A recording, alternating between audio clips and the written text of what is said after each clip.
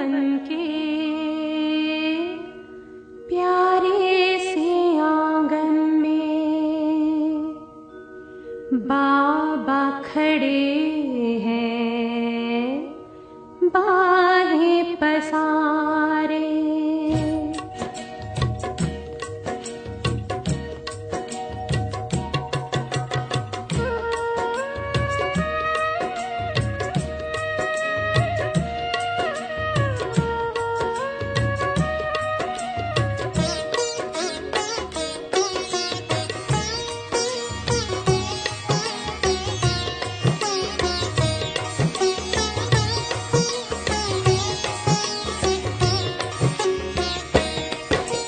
मीठे से मधुबन के प्यारे से आंगन में, मीठे से मधुबन के प्यारे से आंगन में बाबा खड़े हैं बाहें पसारे।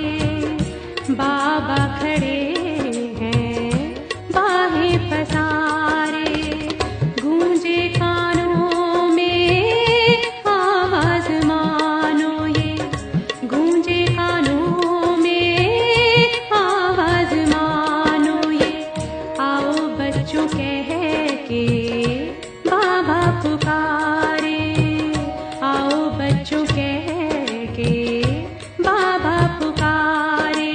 मीठे से मधुबन के प्यारे से आंगन में।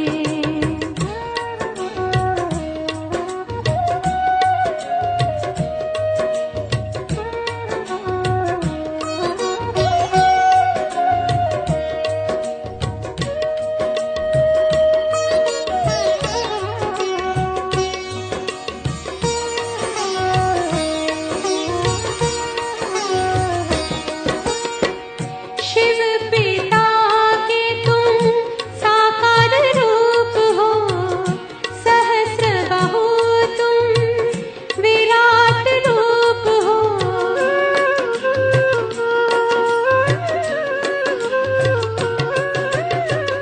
हर एक शक्ति से तुम भरपूर हो, गुणों के सागर अद्भुत अनूप हो। सबके सहारे प्राणों से प्यारे, सबके सहारे प्राणों से प्यारे। बाबा पुकारे बाहें पसारे, बाबा पुकारे बाहें पसारे। ओम शांति। 19 जून 2022 शिव बाबा के अव्यक्त महावाक्य हैं। रिवाइज तारीख है 6 अप्रैल 1991। मुरली की हेडलाइन है कर्मातीत स्थिति की निशानियां। कर्मातीत स्थिति के समीप आ रहे हैं। कर्म भी वृद्धि को प्राप्त होता रहता है, लेकिन कर्मातीत अर्थात कर्म के किसी भी बंधन के स्पर्श से न्यारे। ऐसा ही अनुभव बढ़ता रहे, जैसे मुझ आत्मा ने इस शरीर द्वारा कर्म किया ना, ऐसे न्यारापन रहे। न कार्य के स्पर्श करने का और न करने के बाद जो रिजल्ट हुई उस फल को प्राप्त करने में भी न्यारापन। कर्म का फल अर्थात जो रिजल्ट निकलती है उसका भी स्पर्श न हो, बिल्कुल ही न्यारापन अनुभव होता रहे।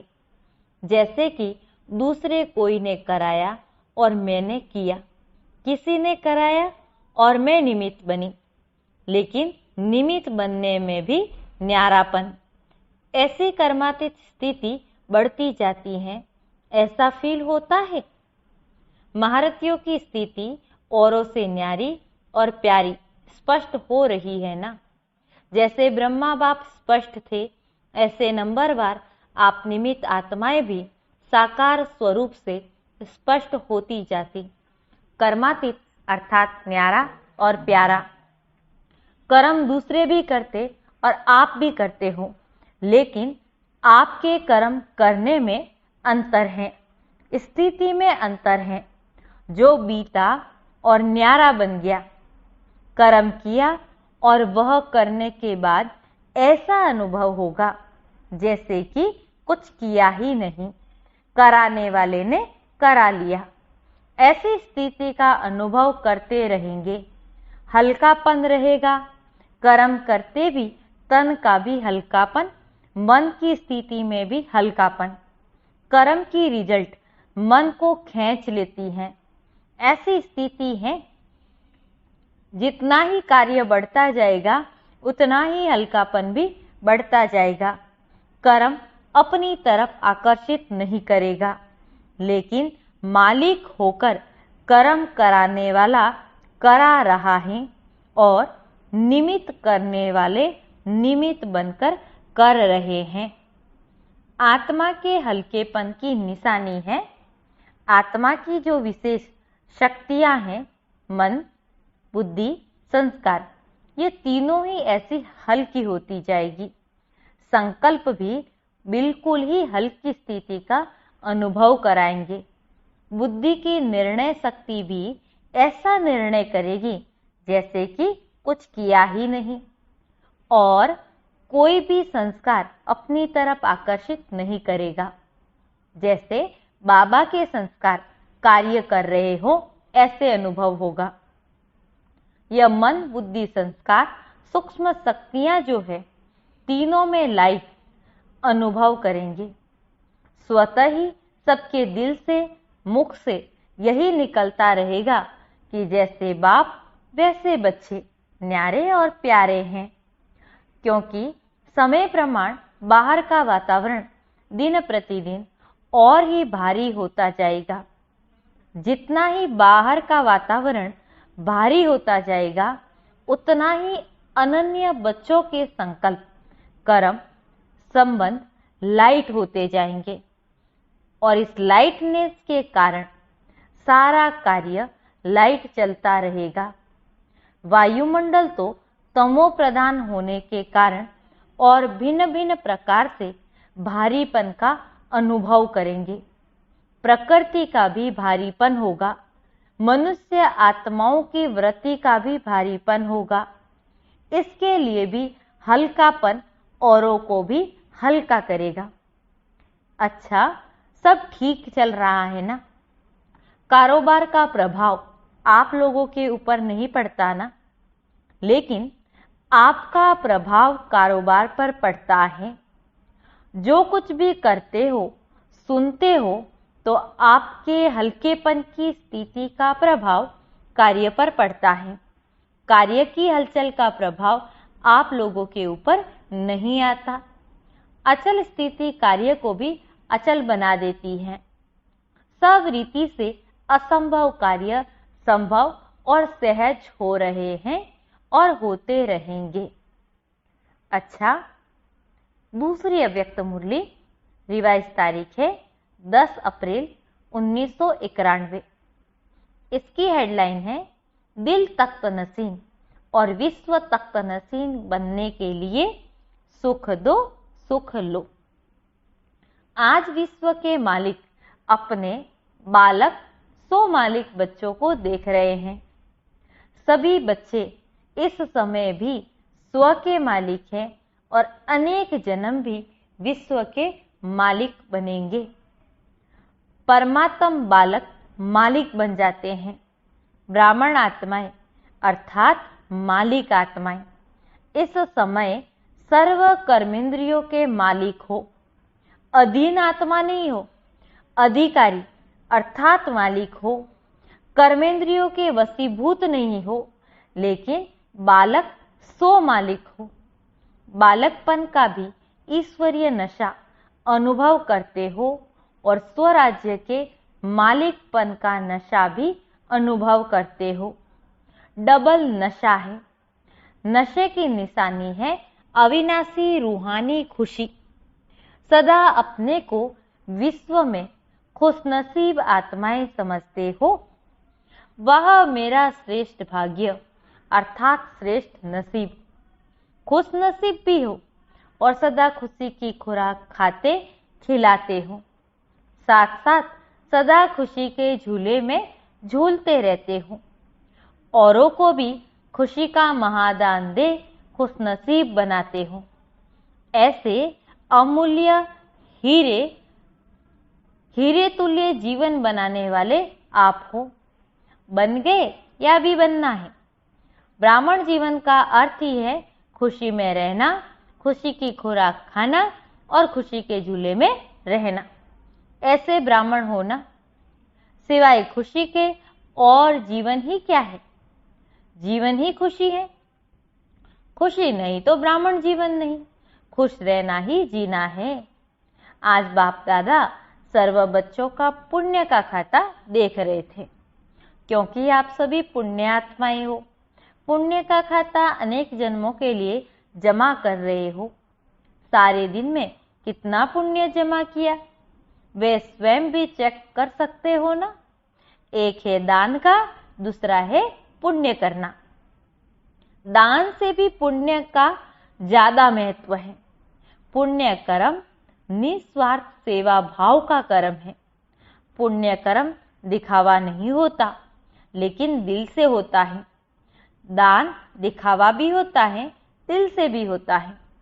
पुण्य कर्म अर्थात आवश्यकता के समय किसी आत्मा के सहयोगी बनना, अर्थात उसके काम में आना। पुण्य करने वाली आत्मा को अनेक आत्माओं की दिल की दुआएं प्राप्त होती हैं। सिर्फ मुख से शुक्रिया या थैंक यू नहीं कहते, लेकिन दिल की दुआएं गुप्त प्राप्ति जमा होती जाती। पुण्य आत्मा परमात्म दुआएं, आत्माओं की दुआएं इस पर प्राप्त हुए प्रत्यक्ष फल से भरपूर होते हैं। पुण्य आत्मा की वृत्ति दृष्टि औरों को भी दुआएं अनुभव कराती हैं। पुण्य आत्मा के चेहरे पर सदा प्रसन्नता संतुष्टता की झलक दिखाई देती है। पुण्य आत्मा सदा प्राप्त हुए फल के कारण अभिमान और अपमान से परे रहती है, क्योंकि वह भरपूर बादशाह है। अभिमान और अपमान से बेफिक्र बादशाह है। पुण्य आत्मा पुण्य की शक्ति द्वारा स्वयं के हर संकल्प, हर समय की हलचल को, हर कर्म को सफल करने वाले होते हैं। पुण्य का खाता जमा होता है। जमा की निशानी है व्यर्थ की समाप्ति। ऐसी पुण्य आत्मा विश्व के राज्य के तख्त नशीन बनती हैं। तो अपने खाते को चेक करो कि ऐसे पुण्य आत्मा कहाँ तक बने हैं। अगर पूछेंगे कि सभी पुण्य आत्मा हो तो सब हाँ जी कहेंगे ना। है भी सभी पुण्य आत्मा, लेकिन नंबरवार हैं। लेकिन नंबरवार हैं कि सब नंबर 1 हो। नंबरवार है ना। सतयुग त्रेता के विश्व के तख्त पर कितने बैठेंगे? सभी इकट्ठे बैठेंगे तो नंबरवार है ना। नंबर क्यों बनते हैं? कारण क्या है? एक विशेष बात बाप दादा ने बच्चों की चेक की और वही बात नंबर 1 बनने में रुकावट डालती है। अभी तपस्या वर्ष में सभी का लक्ष्य संपूर्ण बनने का है या नंबरवार बनने का है? संपूर्ण बनना है ना। आप सभी एक स्लोगन बोलते भी हो और लिखकर लगाते भी हो। कौन सा स्लोगन?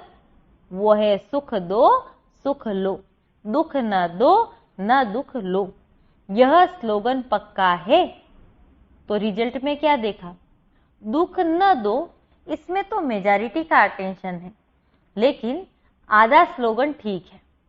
देने के लिए सोचते हैं, देना नहीं है, लेकिन लेने के लिए कहते हैं उसने दिया इसीलिए ऐसा हुआ, इसने ये कहा, इसने ये कहा, इसलिए ये हुआ। ऐसी जजमेंट देते हो ना। अपना ही वकील बन करके केस में यही बताते हो। तो आधा स्लोगन के ऊपर अटेंशन ठीक है, और भी होना चाहिए अंडरलाइन। फिर भी आधे स्लोगन पर अटेंशन है, लेकिन और जो आधा स्लोगन है उस पर अटेंशन नाम मात्र है। उसने दिया, लेकिन आपने लिया क्यों? किसने कहा आप लो? बाबा की श्रीमत है क्या कि दुख लो, झोली भरो दुख से? तो तो न दुख दो ना दुख लो, तभी पुण्य आत्मा बनेंगे, तपस्वी बनेंगे। तपस्वी अर्थात परिवर्तन। तो उनके दुख को भी आप सुख के रूप में स्वीकार करो, परिवर्तन करो, तब कहेंगे तपस्वी। ग्लानि को प्रशंसा समझो, तब कहेंगे पुण्य आत्मा। जगत अम्बा माँ ने सदैव सभी बच्चों को यही पाठ पक्का कराया कि गाली देने वाली व दुख देने वाली आत्मा को भी अपनी रहमदिल स्वरूप से, रहम की दृष्टि से देखो, ग्लानि की दृष्टि से नहीं। वे गाली देवे, आप फूल चढ़ाओ, तब कहेंगे पुण्य आत्मा। ग्लानि वाले को दिल से गले लगाओ, बाहर से गले नहीं लगाना, लेकिन मन से। तो पुण्य आत्मा के पुण्य के खाते जमा होने में विघ्न रूप यही बात बनती है। मुझे दुख लेना भी नहीं है, देना तो है ही नहीं, लेकिन लेना भी नहीं है। जब अच्छी चीज नहीं है तो फिर किचड़ा लेकर जमा क्यों करते हो? जहां दुख लिया, किचड़ा जमा हुआ, तो किचड़े से क्या निकलेंगे? पाप के अंश रूपी जर्म्स निकलेंगे। अभी मोटे पाप तो नहीं करते हो, अभी पाप का अंश रह गया है, लेकिन अंश भी नहीं होना चाहिए। कई बच्चे बड़ी मीठी मीठी बातें सुनाते हैं, रूह रियान सभी करते हैं ना। एक स्लोगन सभी का पक्का हो गया है, चाहते तो नहीं थे लेकिन हो गया। जब आप नहीं चाहते तो कौन चाहता? जो कहते हो गया। और कोई आत्मा है? होना नहीं चाहिए लेकिन होता है। यह कौन बोलता है? और कोई आत्मा बोलती है कि आप बोलते हो? तो तपस्या इन बातों के कारण सिद्ध नहीं कर सकेंगे। जो होना नहीं चाहिए, जो करना नहीं चाहते, वह नहीं होना ही, न करना ही पुण्य आत्मा की निशानी है। बाप दादा के पास रोज बच्चों की अनेक ऐसी कहानियां आती हैं। बोलने में इतने इंटरेस्ट वाली कहानियां करके बताते जो सुनते रहो। कोई लंबी कहानी बताने में आदती है, कोई छोटी छोटी बातें, लेकिन कहानियां बहुत बताते हैं। आज इस वर्ष के मिलन की अंतिम टुब्बी है ना, सभी टुब्बी लगाने आए हो ना। जबकि भक्ति मार्ग में भी डुबकी लगाते हैं तो कोई न कोई संकल्प जरूर करते हैं, चाहे कुछ स्वाहा करते, चाहे कुछ स्वार्थ रखते, दोनों से संकल्प करते। तो सारा तपस्या वर्ष में ये संकल्प करो कि सारा दिन संकल्प द्वारा, बोल द्वारा, कर्म द्वारा पुण्य आत्मा बन पुण्य करेंगे।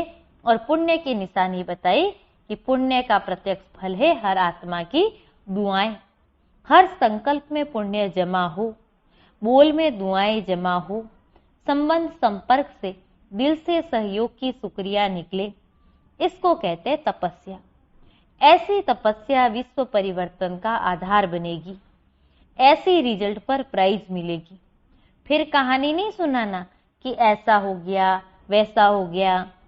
वैसे पहला नंबर प्राइज सभी टीचर को लेना चाहिए, साथ में मधुबन निवासियों को लेना चाहिए, क्योंकि मधुबन की लहर, निमी टीचर्स की लहर प्रवृत्ति वालों तक, गॉडली स्टूडेंट तक सहज पहुंचती है। तो आप सब नंबर 1 आगे तो हो ही जाते। अब देखेंगे कि किस किस के नाम प्राइज में आते। टीचर के आते, मधुबन वालों के आते, या गॉडली स्टूडेंट के आते। डबल विदेशी भी तीव्र पुरुषार्थ कर रहे हैं। बाप दादा के पास प्राइज बहुत हैं, लेकिन चाहो ले सकते हो। प्राइज की कमी नहीं है, भंडारे भरपूर हैं। अच्छा, सभी मेले में पहुंच गए। मेला अच्छा लगा कि तकलीफ हुई? बारिश ने भी स्वागत किया, प्रकृति का भी आपसे प्यार है, घबराए तो नहीं ना? ब्रह्मा भोजन तो अच्छा मिला ना? 63 जन्म तो धक्के खाए हैं, अभी तो और ही ठिकाना मिला ना? 3 पैर पृथ्वी तो मिली ना? इतना बड़ा हॉल जो बनाया तो हॉल की भी शोभा बढ़ाई ना? हॉल को सफल किया, किसी को भी तकलीफ नहीं हुई ना? लेकिन ऐसे नहीं मेला करते रहना, रचना के साथ साधन भी साथ ही आते हैं। अच्छा, सर्व बालक सो मालिक श्रेष्ठ आत्माओं को सदा कदम में पुण्य का खाता जमा करने वाली पुण्य आत्माओं को सदा दिल तख्त नसीन और विश्व के तख्त अधिकारी विशेष आत्माओं को सदा सुख लेने वाले मास्टर सुख के सागर आत्माओं को सदा खुशी में रहने वाले और खुशी देने वाले मास्टर दाता बच्चों को बाप दादा का याद प्यार और नमस्ते। हम रूहानी बच्चों की रूहानी बाप दादा को याद प्यार, गुड मॉर्निंग और नमस्ते। दादियों से बाबा की मुलाकात। बाप दादा ने देखा कि सभी महारथियों ने दिल से सबको शक्तिशाली बनाने की सेवा बहुत अच्छी की है, इसके लिए शुक्रिया क्या करे। लेकिन खाता बहुत जमा हुआ, बहुत बड़ा खाता जमा हुआ। बाप दादा महावीर बच्चों की हिम्मत और उमंग उत्साह देख पदम गुणा से भी ज्यादा हर्षित होते। हिम्मत रखी है, संगठन सदा स्नेह के सूत्र में रहा, इसीलिए इसकी सफलता है। संगठन मजबूत है ना, छोटी माला मजबूत है, कंगन तो बना है, माला तो नहीं बनी। कंगन तो है ना, इसलिए छोटी माला की भी पूजा होती। बड़ी अच्छी तैयार हो रही है, वह भी हो जाएगी, होनी ही है। सुनाया था ना, बड़ी माला के दाने तैयार हैं, लेकिन दाने से दाना मिलने में थोड़ी सी मार्जिन है। छोटी माला अच्छी तैयार है, इसी माला के कारण सफलता सहज है और सफलता सदा माला के मणकों के गले में पिरोई हुई है। विजयी का तिलक लगा हुआ है। बाप दादा खुश हैं, पदम गुणा मुबारक हैं। निमित्त तो आप है ना, बाप तो करावनहार हैं, करने वाला कौन है? करने के निमित्त आप हो। बाप तो बैकबोन है, इसलिए बहुत अच्छी रीति, प्रीति की रीत भी निभाई और पालना की रीति भी अच्छी निभाई। अच्छा, आज का वरदान। अच्छे संकल्प रूपी बीज द्वारा अच्छा फल प्राप्त करने वाले सिद्धि स्वरूप आत्मा भव। अच्छे संकल्प रूपी बीज द्वारा अच्छा फल प्राप्त करने वाले सिद्धि स्वरूप आत्मा भव। सिद्धि स्वरूप आत्माओं के हर संकल्प अपने प्रति व दूसरों के प्रति सिद्ध होने वाले होते हैं। उन्हें हर कर्म में सिद्धि प्राप्त होती है। वे जो बोलते हैं वह सिद्ध हो जाते हैं, इसीलिए सतवचन कहा जाता।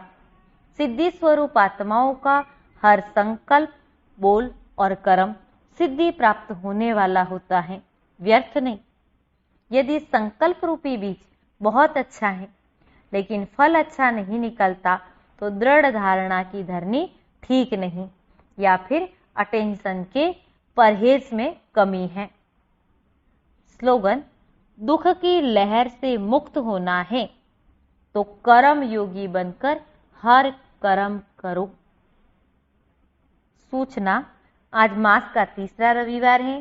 सभी राजयोगी तपस्वी भाई बहनें शाम 6:30 से 7:30 बजे तक विशेष योग अभ्यास के समय अपने आकारी फरिश्ता स्वरूप में स्थित होकर विश्व परिक्रमा करते हुए प्रकृति सहित सभी आत्माओं को लाइट माइट देने की सेवा करें।